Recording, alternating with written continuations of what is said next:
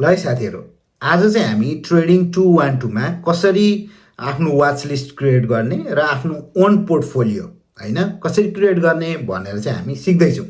So सिधै म स्क्रिनमा लिएर जान्छु हैन, ट्रेडिङ 212 को प्लेटफर्ममा लिएर जान्छु अनि त्यसपछि त्यहीँनिर सबै कुराहरू म एक्सप्लेन गर्दै जानेछु। ल अब यो ट्रेडिङ 212 मा चाहिँ जस्तै हामीले यो स्क्रिनमा हेर्यो भने यहाँ तीनवटा अकाउन्ट छ। एउटा भनेको इन्भेस्टमेन्टको, अर्को सीएफटी को, अर्को क्रिप्टोको छ। हामी चाहिँ आज इन्भेस्टमेन्टमा कुरा गर्दैछौँ। सो इन्भेस्टमेन्टमा क्लिक गर्नु होला। इन्भेस्टमेन्टमा क्लिक गरिसकेपछि चाहिँ यो खालको इन्टरफेस आउँछ। यहाँनिर एउटा होमको अप्सन्स छ। यहाँ क्लिक गर्नुभयो भने तपाईहरुको ठ्याक्कै यस्तै खालको इन्टरफेस सायद आउँछ होला। अर्को छ यो पाईको, अर्को यहाँ यस्तो र यहाँ पर्सनल अनि यहाँ तीनवटा डटको छ। सो होममा जानु होला।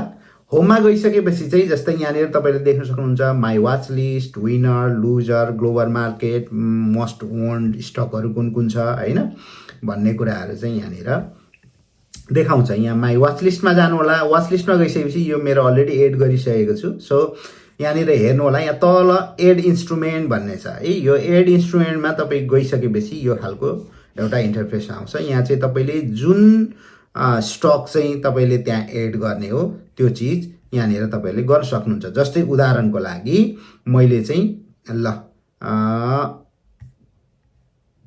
यूएस को एउटा टेक कम्पनी चाहिँ मैले एड गर्न चाहे हो, एड गर्न चाहे। त्यसैले गर्दाखेरि यहाँ चाहिँ बाई अप्सन यस्तोहरु देखाउँछ।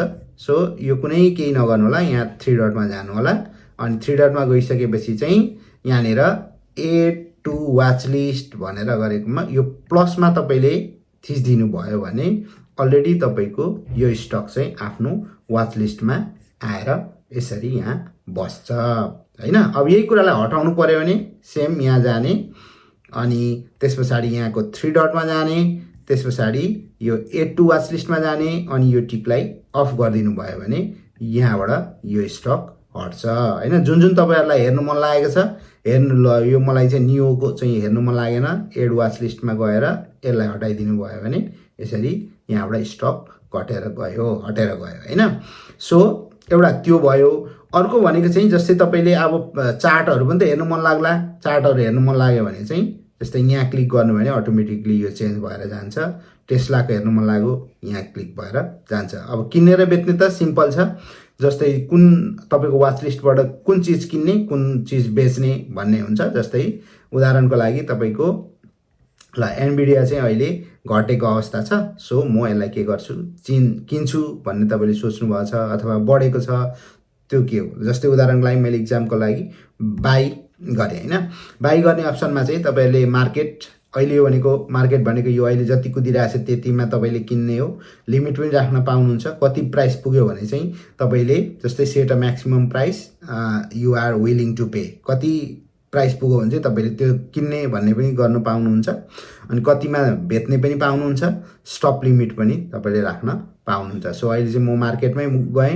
मार्केटमा तपाईले कति भ्यालुको शेयर, नम्बर अफ शेयर किन्ने भन्ने पनि हुन्छ अथवा तपाईले कति रुपैयाँको किन्ने। जस्तै मैले चाहिँ 500 युरोको यो किन्छु भनेपछि 500 युरोको 3.1955 शेयर चाहिँ आउने भयो। अब यसलाई चेन्ज पनि गर्न सक्नुहुन्छ यहाँबाट हैन। यहाँनिर गएर यहाँ क्लिक गर्नुभयो भने यहाँनिर गएर चेन्ज पनि गर्न सकिन्छ। यसलाई हटाएर ल 500 हैन म 1000 को किन्छु अथवा म चाहिँ 400 को किन्छु।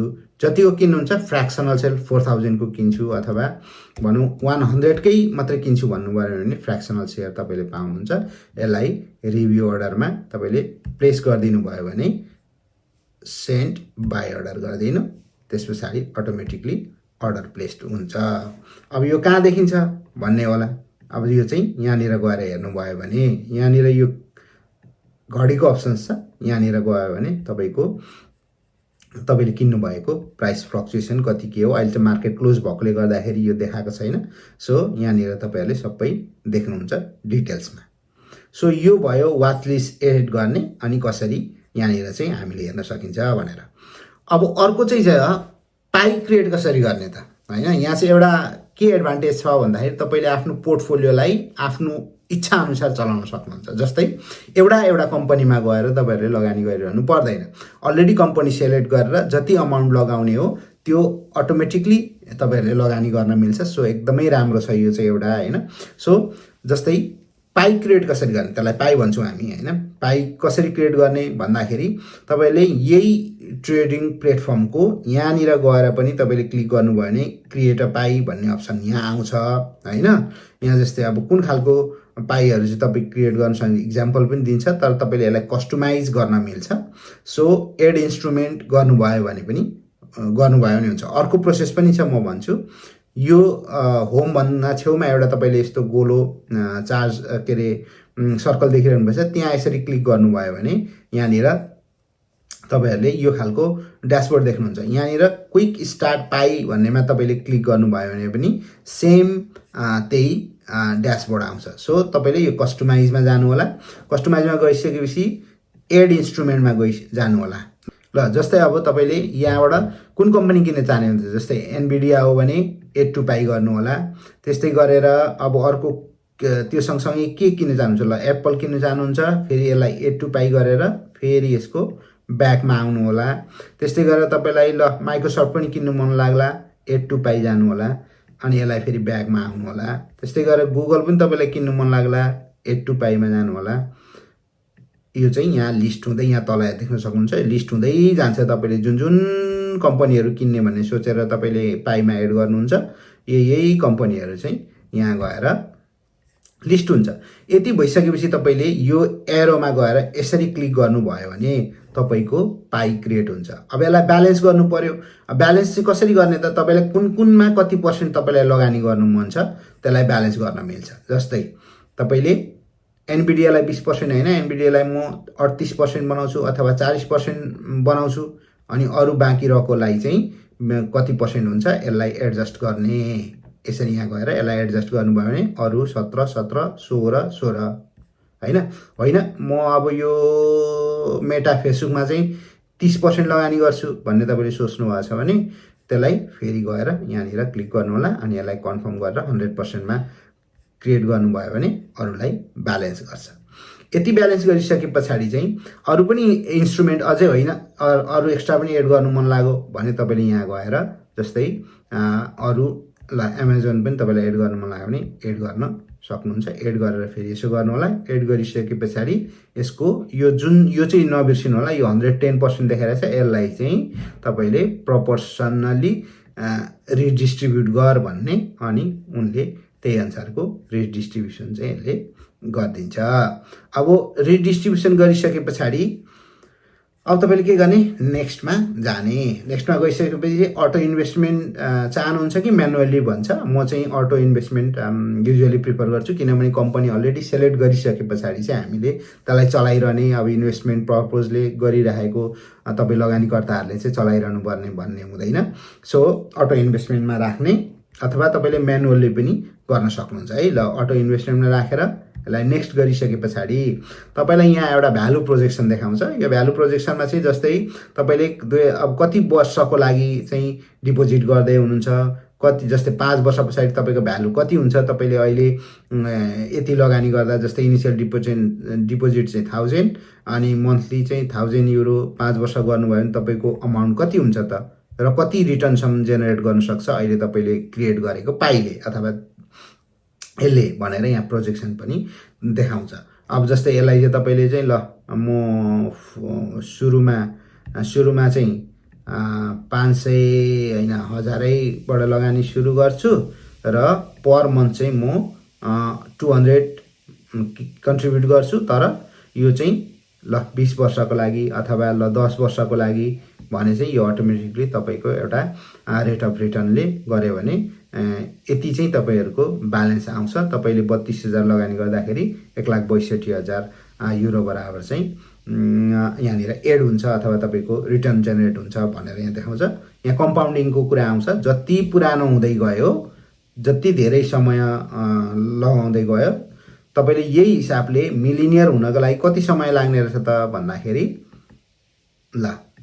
लगभग 22 वर्ष चाहिँ लाग्ने रहेछ मिलिनियर हुनको लागि हैन। नर्मल 200 पर मन्थ तपाईले प्रत्येक महिना लगानी गर्दै जानुभयो भने तपाईको पाइले 1 मिलियन चाहिँ 20 वर्षमा बनाउने रहेछ। सो प्रोजेक्सन गरेर तपाईँले पाइहरू रिकन्स्ट्रक्ट पनि गर्न सक्नुहुन्छ होइन।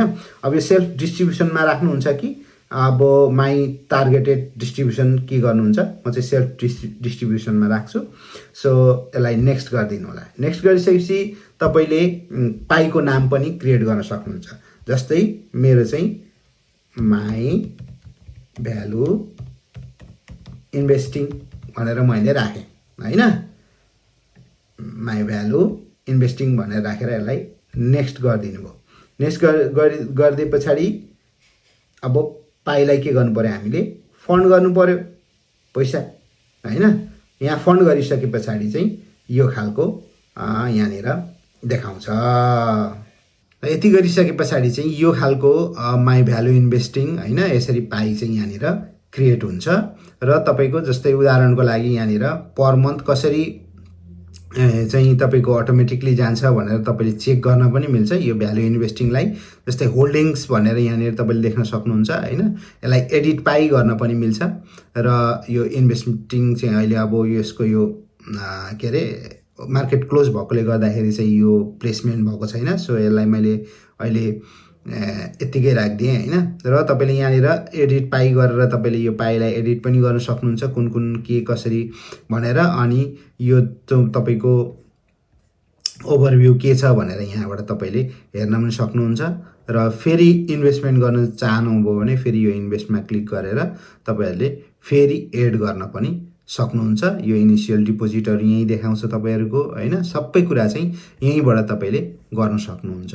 सो यहाँनिर हेर्न सक्नुहुन्छ तपाईँलाई यदि कुनै चिजहरू एक्सट्र्याक्ट गर्नु पर्यो, यही कुरा कपी गर्नु पर्यो, एक्सपोर्ट गर्नु पर्यो भने पनि तपाईँले यो सिम्पल 3 डटमा जानुभयो भने भइहाल्छ है। सो यसरी चाहिँ हामीले चाहिँ ट्रेडिङ 212 मा आफ्नो इन्भेस्टिङ पोर्टफोलियो एउटा पाइ क्रिएट गर्न मिल्छ। यो एकदमै इजी हो र अटोमेटिकली इन्भेस्टमेन्ट जाने पनि बनाउन मिल्छ। सो यो एउटा इन्भेस्टिङको लागि सजिलो भयो। र अर्को कुरा भनेको चाहिँ हामीले अघि वाच लिस्ट कसरी क्रिएट गर्ने भन्ने कुरा पनि हामीले हेऱ्यौँ। अब नेक्स्ट भिडियोमा चाहिँ हामी CFD के हो र CFDले कसरी काम गर्छ त्यो कुरा हेर्छौँ है त। यदि तपाईँहरूलाई यो भिडियो मन पर्यो भने लाइक शेयर कमेन्ट गर्न चाहिँ नबिर्सिनु होला। र यस्तै भिडियोको लागि टिकटकमा पनि फलो गर्नुहोस् र युट्युबमा पनि सब्सक्राइब गर्न चाहिँ नबिर्सिनु होला। So see you in next video. Bye by.